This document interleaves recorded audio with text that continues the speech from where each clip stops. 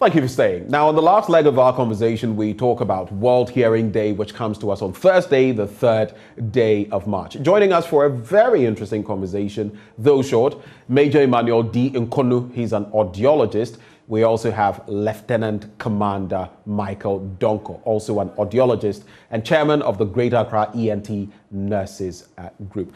Gentlemen, thank you so much for joining the conversation. Thank you.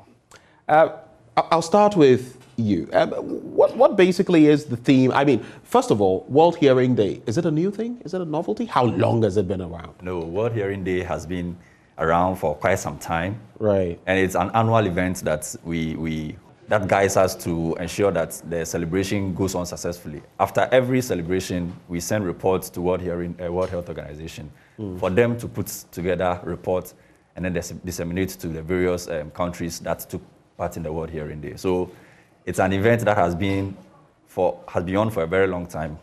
And what's the theme for this year? This was the main emphasis this year is on entertainment and policy. We have realized that, especially from last year's World Hearing Day, it was realized that hearing loss is virtually becoming a public health concern with a lot of young people minimum. By way of doing that, we are supposed to educate the public and also entertainers, especially club, the loud music and everything. Yes. So we are supposed to educate the public for them to know how to help reduce, if not prevent completely, their hearing loss. Right. So we are supposed to educate the public on all this for people to know.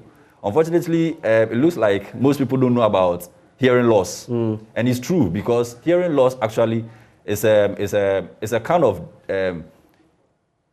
deformity that people don't know. You know, this brings to mind ads or something. It prompts you. Yes. I mean, you're approaching very high decibels and all of that. True. Sometimes you notice people crossing the street, and I had cause to do so was it yesterday or 2 days ago?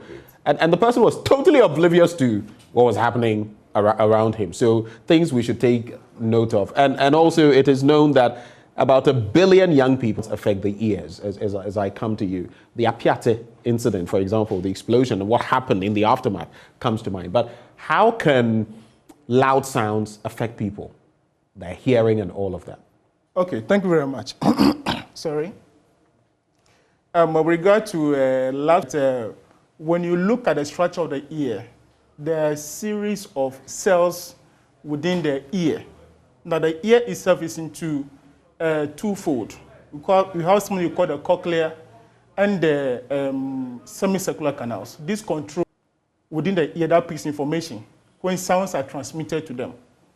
I mean, in most instances, we call them hair cells. So these are the hair cells that pick information. Now, a damage to these hair cells or overexposure to the hair cells causes the wear and tear. Now, the wear and tear of the hair cells result in hearing loss, which are, treatable.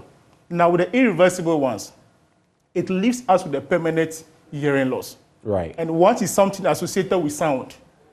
Yes, diagnostically, there are certain frequencies to look at.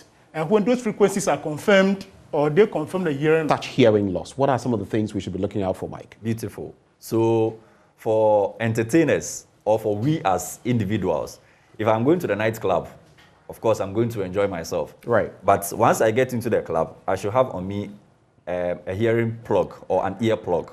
It's a very small device. You just squeeze it, harmful to your ear. Right. Like you mentioned earlier, we have applications that you just enter a club or an environment which has noise. You activate it, it tells you the amount of noise that is coming out in the environment.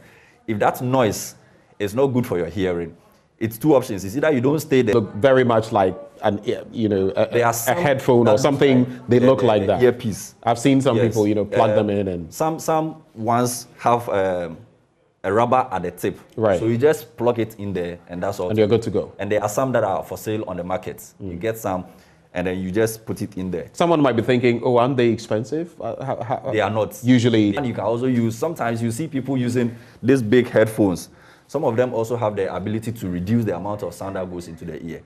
It's quite unfortunate that people don't know, so they rather use it to listen to loud music instead of using it to reduce the amount of sound that goes into the ear that can cause hearing loss. Right. So how is loudness measured? I know decibel levels and all of that, Emmanuel. And what do I do if I suspect I have Of a sound or the intensity is measured in decibel. So when you have a hearing loss, there's a need for us to actually measure it through a diagnostic way. Now, once you measure the hearing loss, as we said, the unit is in decibel. Now, when it comes to the different ranges, we call something, for the normal conversation that we have, the measurement is around 60 decibel. If I whisper into your ear, yes, that intensity level is around 30 decibel. Now, when you come to, we also advise that individual listening to sound should not listen to sound of over 80 decibel. They should always try to limit themselves below the 80 decibels. For instance, if you're having a safe listening at 80 decibels, you can listen to that safe sound for up to 40 hours per week. That's also okay. But any level beyond that, right. For instance, that 90 decibels, okay, there's a calculation that we do. We are not supposed to listen to that for that 40 decibels. Right. We have to be listening to that. So all of these are in there. Pardon my having to cut in, but basically we ought to take our hearing, it is crucial and we ought to look at it very well. Thank you, gentlemen, Emmanuel, Michael, for joining the conversation.